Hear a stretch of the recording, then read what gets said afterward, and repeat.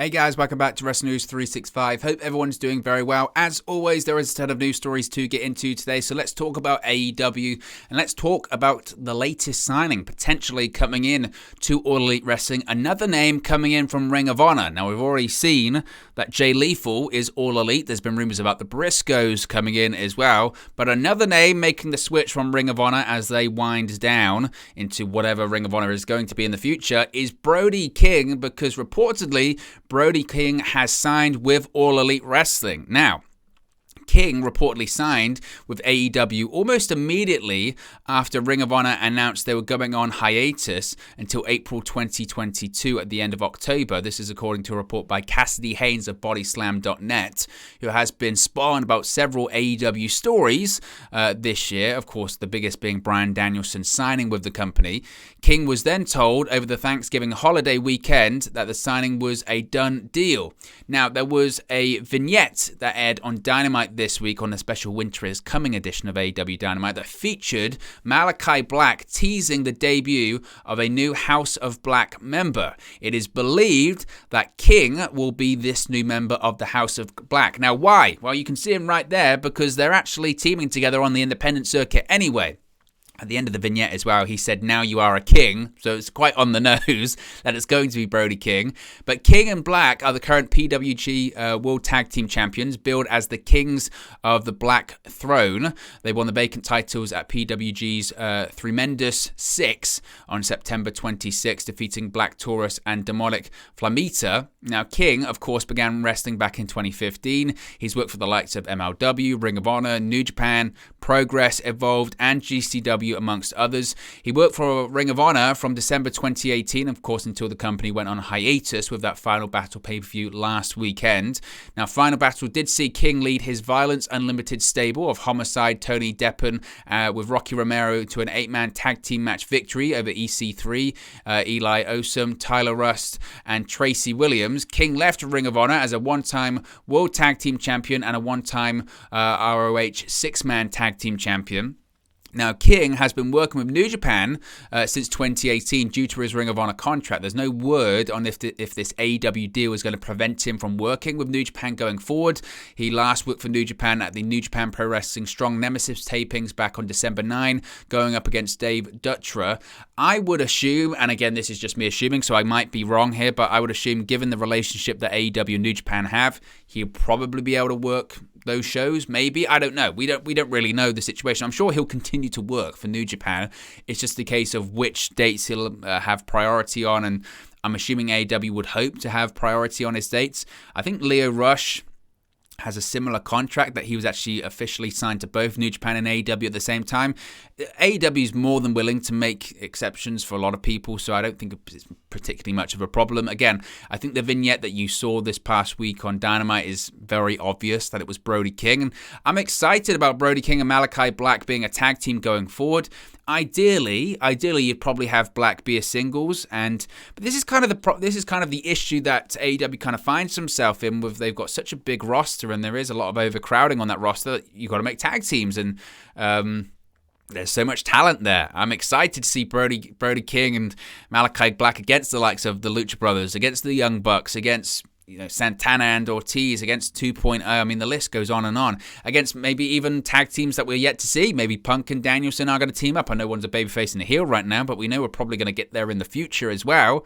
So there's lots of exciting pairings and matches there that I'm excited for. CM Punk himself at one of the media calls, I believe it was the Full Gear one last month, when they were talking about Ring of Honor shutting down or closing down, going on hiatus, and they asked him, which names would you like to see in AEW? And he mentioned Brody King by name. He said, "I'd love to face Brody King, and I hope he does come to AEW," and that is going to be the case. So it's an excellent signing by AEW. I know, again, a lot of people, when you talk about signings for AEW, and Eric Bischoff's been talking about it this week, and certainly the critics of AEW would say, you can't sign everyone, and the roster's getting too big, and that is going to be a problem, and I think it's already starting to be a bit of a problem with AEW, but we're also going to probably see in certainly the next 6 months or so, as these 3-year contracts start to come up, we're going to see some people, I think, leave the company. We saw Big Swole leave. I think we'll see other names leave as well. So it's just an interesting time. It's an interesting time for AEW, and make no mistake, Brody King's an excellent signing. I'm very excited to see what they do going forward. And I thought the vignette, by the way, with Malachi Black on Wednesday was excellent as well. And maybe it's not just going to be a tag team, it's the beginning of a full-fledged stable. He mentioned it's called the House of Black, so there's certainly room to grow there. And I'd be excited to see where that leads as well. So Brody King coming into AEW is no doubt very exciting. Another name that has been teased coming to AEW is Kyle O'Reilly, and a lot of people are speculating O'Reilly's going to make his debut next week on Dynamite. Now, free agent wrestler, former NXT Tag Team Champion Kyle O'Reilly might be bound for AEW. Now, on Dynamite this week, Adam Cole teased the AEW debut of O'Reilly during a backstage segment with the Young Bucks and his former Undisputed Era tag team partner and Red Dragon tag team partner, Bobby Fish. This is what Adam Cole said, quote, "On the Christmas edition of Dynamite next week, it's going to be the best Christmas present you guys could ever ask for. Trust me, you guys are going to love this." Now, Cole's promo led to many on social media speculating on whether he was referring to his former Undisputed Era teammate. O'Reilly seemed to respond to the promo by tweeting a gif of Brad Pitt asking, "What's in the box?" from the movie Seven. Now, obviously, in the promo, he actually had Adam Cole holding a box whilst informing his friends that they were going to unwrap this Christmas present next week. So I think it's fair to say it's probably Kyle O'Reilly. And even if it's not Kyle O'Reilly next week, Kyle O'Reilly's coming to AEW. It's inevitable.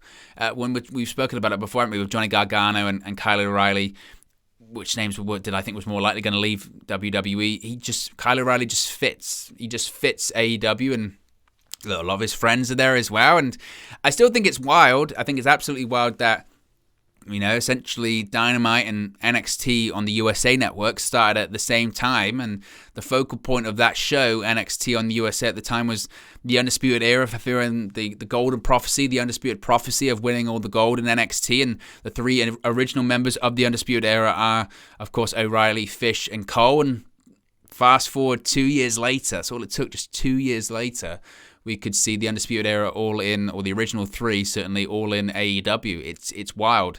What does it mean for the Elite going forward? Are we going to see? I think the Undisputed Era showing up, I think, might actually drive a wedge between them. I don't know. It's interesting. It is interesting, and I mentioned about tag teams and Malachi Black and Brody King, Kyle O'Reilly and Bobby Fish, Red Dragon against the Lucha Brothers, against the Young Bucks, against the plethora of tag teams that are in AEW. It's very exciting. It's very, very exciting.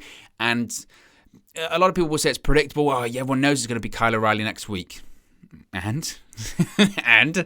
Does it make it less entertaining? No, I don't think it does. So I'm excited for it. I'm very excited for it. And it looks like Kyle O'Reilly is going to be making his AEW debut next week. Speaking of other signings, Jeff Hardy. Now, we've spoken a lot about Jeff Hardy, haven't we? His release from WWE, what's going on with him. There's still a lot of mystery, shall we say, surrounding his WWE departure. WWE did make him the offer to go to rehab after that strange incident in that house show where he left the match and just walked into the crowd.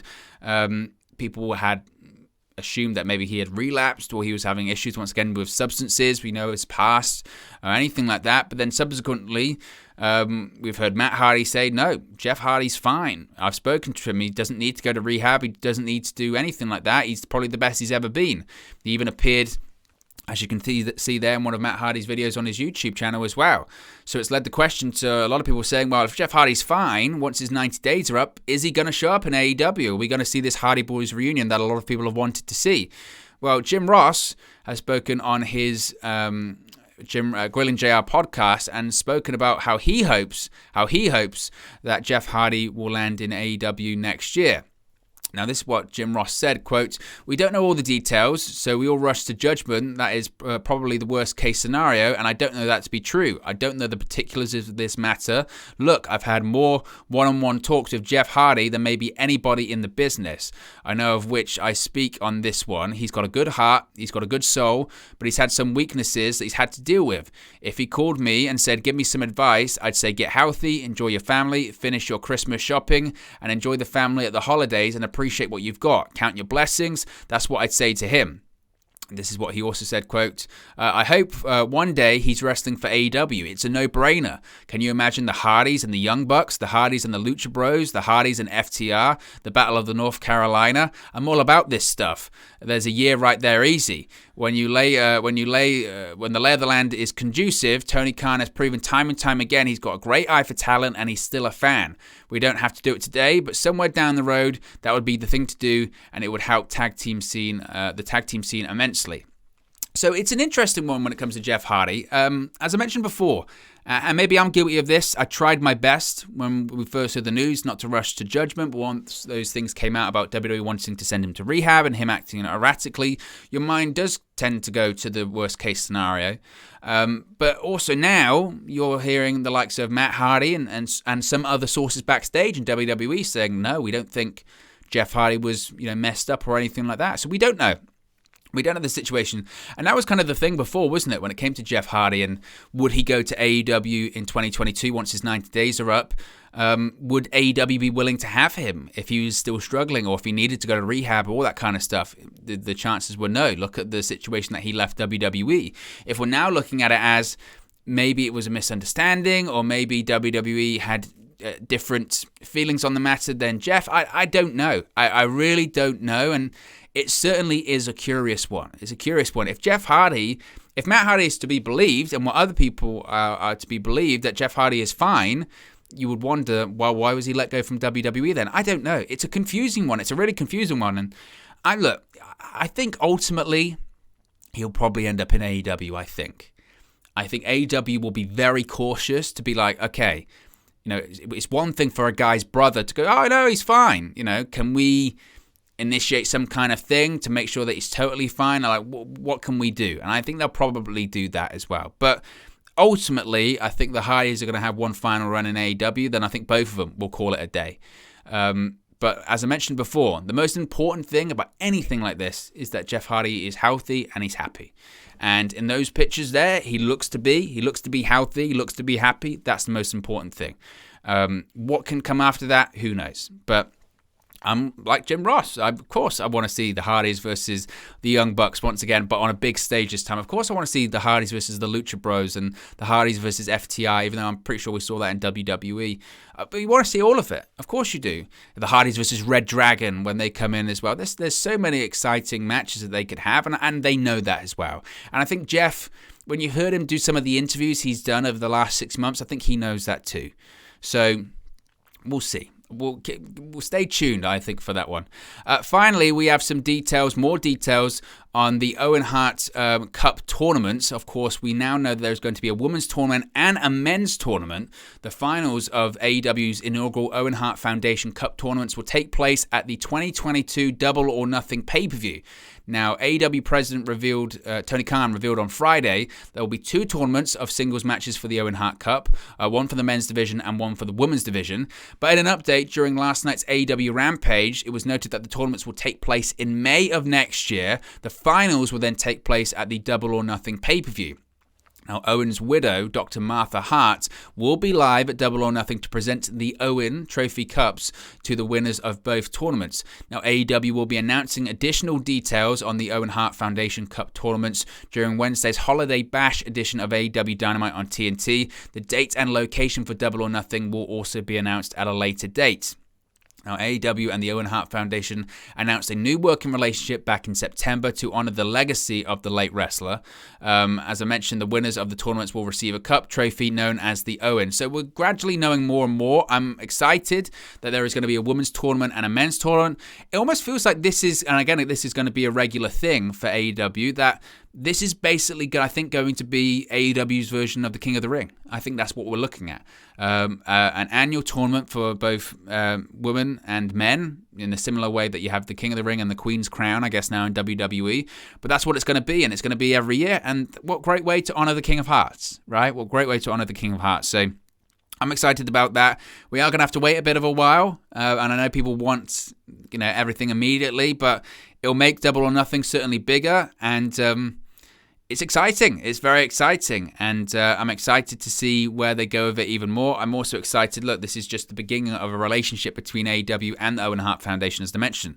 They're going to do merchandise. He's going to be in the AEW video game, which is amazing as well. So anything that honors the legacy of Owen Hart, I'm all for, and anything that integrates Owen Hart back into professional wrestling on a mainstream level, I'm all for. And that's what I mentioned before.